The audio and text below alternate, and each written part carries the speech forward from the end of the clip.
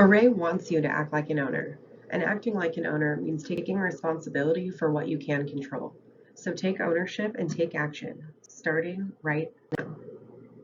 This video will be the first part of the burnout training and will cover what burnout is and how you can recognize if you have it.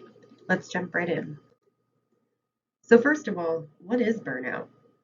Burnout is a syndrome that arises as a consequence of prolonged exposure to unmanaged workplace stress.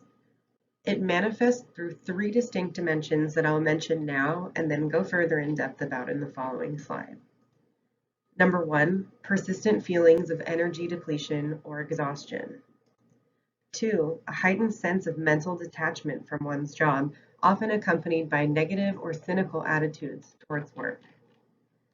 Three, and a noticeable decline in one's professional effectiveness and performance. It's important to note that the term burnout is primarily applicable within the context of the workplace and should not be used to describe experiences in other aspects of life. Now that we know the three ways burnout can manifest itself, let's discuss what they actually look like. The first one is feelings of energy depletion or exhaustion.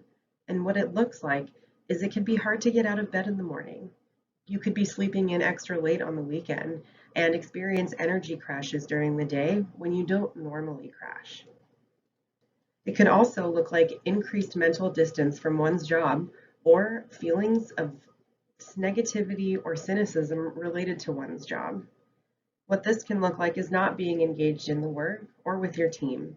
It could look like talking smack about team members or processes, convincing yourself and others that the work is not doable or worthy of effort. It could be like making excuses for why the work can't or shouldn't be done. And you might experience excessive stress about performance. It also manifests as reduced professional efficacy, which looks like consistently missing your performance goals, like making errors in processes that you're typically familiar with, like forgetting to include an attachment in an email or making typos. These manifestations can be thought of like symptoms of a greater issue, so pay attention if you're experiencing any of these, because it might be that you are starting to experience burnout. An easy way to think about burnout is that it's like dehydration. Everyone knows that drinking water prevents dehydration, but if you feel thirsty, you're too late. You're already dehydrated. Burnout happens gradually as a result of experiencing high levels of stress without taking steps to manage or reduce it.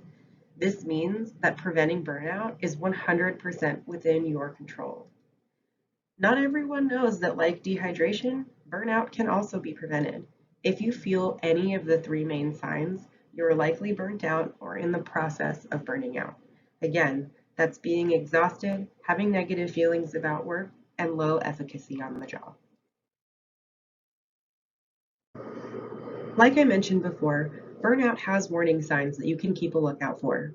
Here are some specific examples of signs to pay attention to.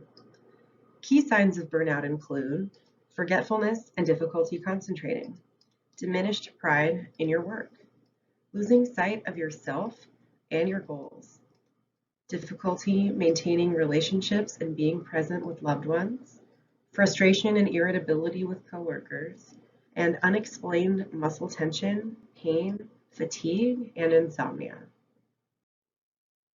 There is a reason why it's so important to notice the signs of burnout.